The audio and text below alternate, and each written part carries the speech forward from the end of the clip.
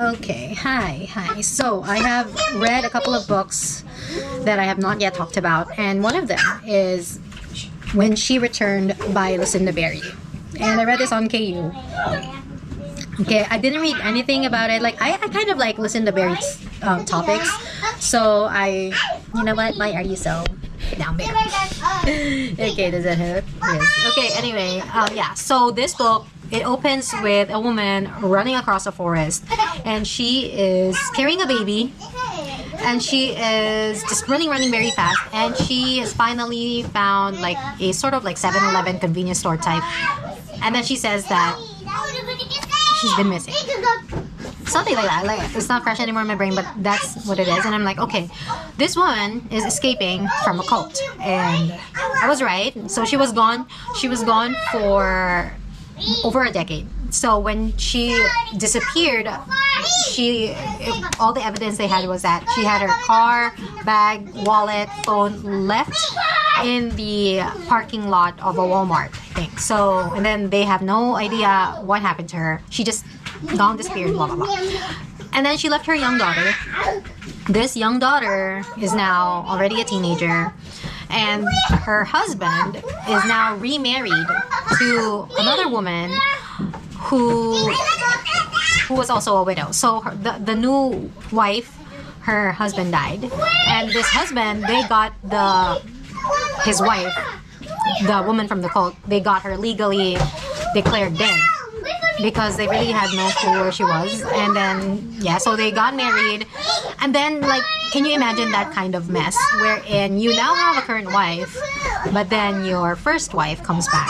But throughout all this, the new wife, the second wife, she was so understanding, and I kind of felt for her, because when the actual mother came into the picture, the teen girl, you know, the daughter, obviously she didn't have any like animosity with her stepmom, but obviously she would, you know, side with her actual mother, her biological mother, even if she doesn't know her that much, since when she was gone, she was just 4 years old when she disappeared. Okay, so there's that. And then, so blah blah blah, some strange things are going on, and the strange things going on in the house, okay, because this wife, she was staying with them in the house. So imagine the first and the second wife.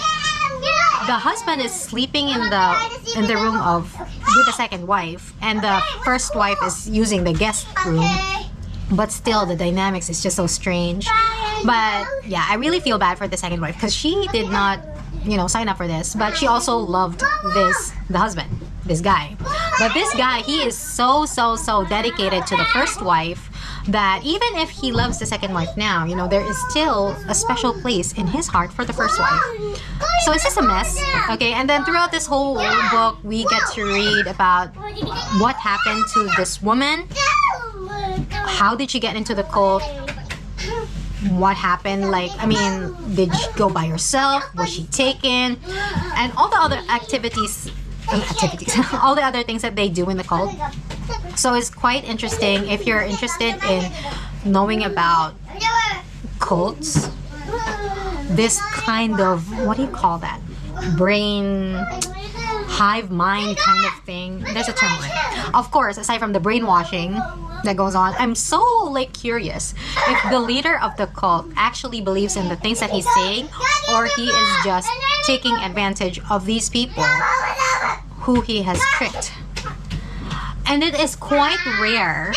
Like, it was interesting for me to see how this woman got into the cult in the first place, when she has a perfectly fine family. Like, she doesn't have any complaints about her husband, her career, her daughter. Like, her life was okay. Oh, but eventually we will find out what kind of things that she perceived to be a little bit not okay, hence why she was attracted to the idea of this cult, and, you know, not just the idea, but, you know, their ideologies and all that. And she, like many of the girls in that cult, have fallen in love with the leader. I think that is, you know, that being a cult leader, you are somewhat, you know, it's safe to say that you are charismatic, because you get to say the right words, say the right things to these people. And yeah, so anyway, so she escaped that cult, because something happened. But then now that she is in her actual real home, there is the daughter feeling very annoyed with her father because the father is not, he's not really giving an opportunity. He's not really giving an opportunity for this first wife to explain what happened to her. Yeah, there's just that misunderstanding. And then also there's the second wife almost feeling like she has to exit this family that she entered it properly, but now with all the stuff that's going on, like the queen is back and she feels like she has to leave, but then her sons tell her like, no, you're part of that family too. And then I don't know, this is just the woman who got caught up in the cult. I was just so pissed at her and at the dad. All my sympathies were towards the second wife. And the gut instinct, okay? Women's gut instincts, okay, cannot be trumped. Okay, so I cannot believe, but I'm satisfied with the ending because I think it was very realistic that something like this, I mean, there's only one possible result from that kind of capturing in all those years. Like, okay, I'm trying to speak as vaguely as I can because in case you want to read it, I won't be spoiling it. Okay, but now I feel like I have to spoil it. Okay, so if you want to read this book, okay, non-spoiler part ends here, so you have time to click off the video. But overall, yes, I did like it. They're using a little shout. Yeah, so they're playing. And her toe is healing now. Right, Kenya? But you be careful enough. They're playing their number blocks. Okay, so I have to finish this fast because I see that my battery is like at 5%. Okay, so anyway, I have a list of the books that I read on tape, and I checked off the ones that I made a video for. Okay, so anyway, okay, spoiler time. Okay, so she escapes because the leader of the cult is wanting to take her baby, along with another baby of another girl. He wants to take them. They're newborns, and he wants to take them. And these two mothers, maybe, in that kind of maternal instinct, they have felt that once this cult leader takes the babies, he's gonna come back without them. So what she decides is she leaves, she escapes. So that's the scene at the beginning of the book where she ran. And so then she was found by her. She called, right? And she was reunited with her family. But one thing that I did not like about her was that she actually deliberately left her family all on her own. Hence why there was no sign of struggle whatsoever in her... Okay, let me just plug you in. Okay, yeah, there was no struggle at all. Doesn't reach. Okay, there was no struggle at all with her disappearance, hence why they found her car, her wallet, her bag full, all intact, safe in the... Did the plug work? Yeah. Yeah. So she left on her own accord, okay? And then this husband cannot accept that his wife was able to do that. And the reason why the wife did that was because she was feeling like her life was stagnant. Her husband is her high school boyfriend or something. So her life was going swimmingly, and for some reason she found it boring or something. And the promise of the cult, elevating to a different plane of existence, all the promises, I don't even remember, but it's just like that. It's just, they do really ridiculous things. This cult leader spits out Bible verses, but sort of he completely twists the meanings, and these followers, in their blindness, they just follow. Okay, so, and then she comes back, and then the main weird things that's going on in the house is the second wife was noticing, she noticed that the first wife was talking to someone on the phone in the middle of the night. And then when the second wife was like, yo, who are you talking to?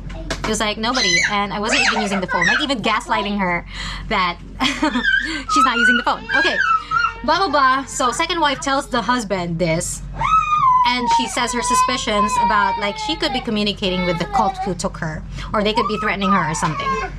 And the husband's like, you're crazy. He didn't say that, but he's making her feel like she's out of her mind to even recommend that idea, suggest that idea. And the second wife was right. So she called the cult leader, the cult. For some reason, she remembers the number. And when she heard the voice of the cult leader, it's like all the things that she has learned, like there are some things where Lucinda Berry even described the wife talking in a robotic voice, as if the things that she is saying is very rote, very rehearsed, like the information was drilled into her brain and it's not her actual self who's talking. So that's the kind of brainwashing that happened. So there, yeah. And eventually, so like I said, she called the cult leader, and when she heard the cult leader's voice, she all suddenly was like, oh, I'm sorry, like I have to prove to you my loyalty after this betrayal. And yeah, okay, I will bring to prove to you that I'm loyal to you, I'm going to be escaping this place and I'm going to be bringing my daughter with me to join us in the cult. So that's what happened.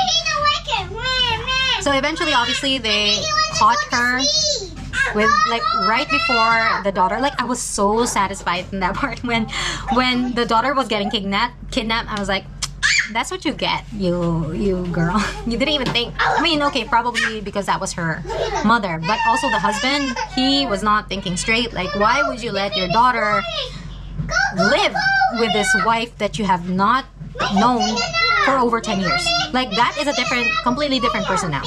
Also, the way that she looks is so different. Like, she's older, thinner, bags under her eyes, probably worse than mine. Yeah, so overall, I like this book. And yeah, Lucinda Berry is doing it for me. Really good. Okay, so that is it for this video, and I'll just take another one later or tomorrow, maybe. Bye!